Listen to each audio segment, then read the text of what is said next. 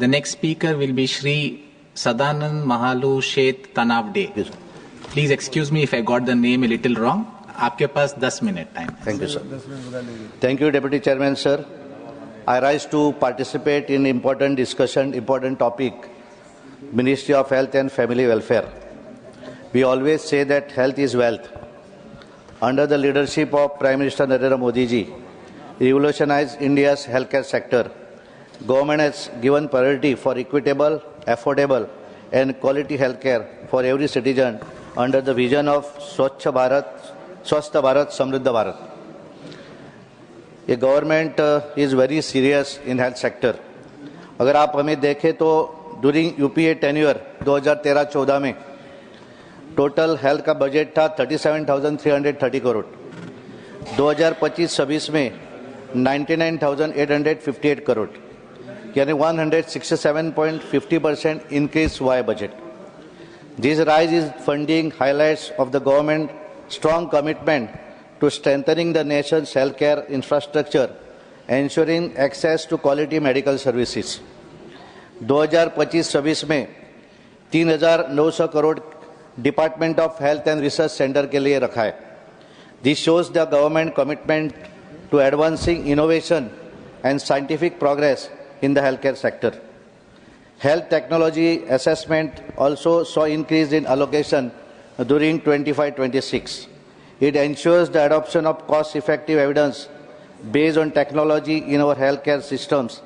This strategic investment will strengthen India's position as a global leader in medical research and innovation, fostering self-reliance by reducing dependence on foreign technologies and developing indigenous solutions to healthcare needs. Expanding medical education and cancer care centers. 2014 के बाद 1.1 lakh medical UG and PG seats has been added और आने वाले next year 10,000 और seat बढ़ेंगे. To enhance the cancer care, government will establish daycare cancer center in all district hospitals over the next 3 years to get affordable and accessible treatment to cancer patients. 2014 से 14 तक इस देश में 387 medical colleges थे. 2014 से 2024 तक 780 medical colleges हुए. इस देश में 2014 तक केवल 7 एम्स थे और आज 23 एम्स है. जो MBBS सीट जो थे तो 2014 तक 51,348 सीट थे, अभी आज 1,18,137 सीट हुए हैं. PG सीट जो थे तो ड्यूरिंग यूपीए टेन्योर तक 31,185 सीट्स और आज 73,157. This shows Prime Minister Modi ji is committed to medical education and quality healthcare. Critical healthcare medicine more affordable होने के लिए कस्टम ड्यूटी फुल्ली एग्जाम किया है और 36 लाइफ सेविंग ड्रग्स इनका रेट बहुत कम किया है.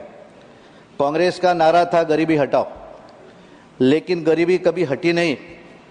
कोई कभी घर में अगर बीमार हो गया तो उसके फैमिली के को बैंक से लोन लेना पड़ता था ताकि वो पेशेंट का ट्रीटमेंट करे, और वो लोन का जो इंस्टॉलमेंट भरते भरते वो फैमिली और गरीब बन जाती थी. मोदी जी ने, प्राइम मिनिस्टर मोदी जी ने आयुष्मान भारत प्रधानमंत्री जन आरोग्य योजना लेकर आए और ये देश जग में वर्ल्ड से largest publicly funded health insurance scheme है. Good quality treatment to poor middle class citizen without any financial burden. In the scheme family health coverage is around 5 lakhs और ये जो भी 70 years अबव उसके लिए भी ये स्कीम एप्लीकेबल की है. हमें मालूम है कि मोदी जी की गवर्नमेंट हर टाइम पे महिला के लिए प्राधान्य देती है और इसके लिए जननी शिशु सुरक्षा कार्यक्रम, इस माध्यम से कोई भी प्रेग्नेंट वुमन जो है she is entitled for free diet if it is normal delivery 3 days के लिए और सिजेरियन हुआ तो 7 days के लिए during their stay in hospital. PM Modi ji की पारदर्शिता, जन कल्याण की भावना, गरीब की सुरक्षा एक सामाजिक उद्धार हेतु प्रधानमंत्री भारतीय जन औषधि परियोजना, इस माध्यम से लोगों को सस्ता दवाएं मिले, चीप रेट में दवाएं मिले, इसके लिए देश भर 768 जिलों में 15,000 जन औषधि केंद्र स्थापित हुए और इस जन औषधि केंद्र में 50% से 80% तक जो दवाई है वो लोगों को कम दाम में मिल रही है। 7 मार्च को जब जन औषधि दिवस का अवसर था, उस दिन मैं भी खुद एक जन औषधि केंद्र में मैंने भी एक विजिट किया। वो जो कस्टमर, उनसे मैंने बातचीत भी की और वो टाइम पे मालूम पड़ा कि वो लोग बहुत खुश है। ब्लड प्रेशर हो, शुगर हो या और कोई समस्या हो, इसकी दवाई बाजार में अगर जाके अलग कंपनी का लेते तो उसका कॉस्ट 80 रुपीज़, तो जन औषधि केंद्र में अगर जाके गए तो 18 रुपये में एक 10 टैबलेट मिल सकती है। यानी गरीब के लिए ये दवाएं बहुत ज़रूरी है और इसके लिए उनका जो खर्चा होता है दवाई के लिए वो भी इसमें से सेव होता है। हमारे देश में टीबी का बहुत प्रॉब्लम था।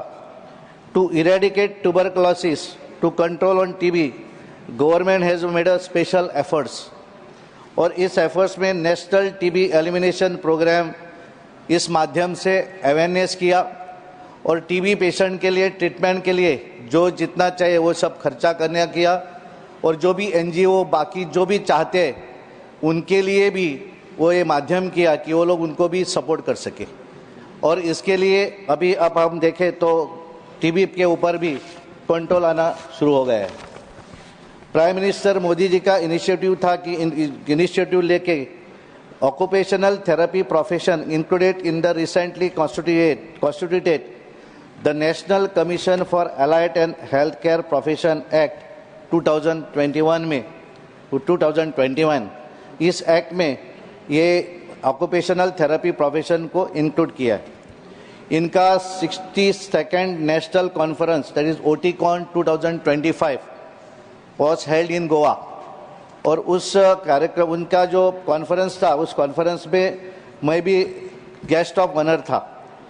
तो उनका एक उसमें डिमांड था, मैं हमारे हेल्थ मिनिस्टर नड्डा जी से विनती करता हूं कि उन्होंने रिक्वेस्ट किया है कि starting of government run colleges for the allied and health care professions including occupational therapy and physiotherapy courses attached to central and state government run medical colleges in every state. Chairman sir, healthcare is not just a sector, it is the foundation for Vikasit Bharat. Under the visionary leadership of Prime Minister Shri Narendra Modi ji, our government has revolutionized healthcare access and affordability.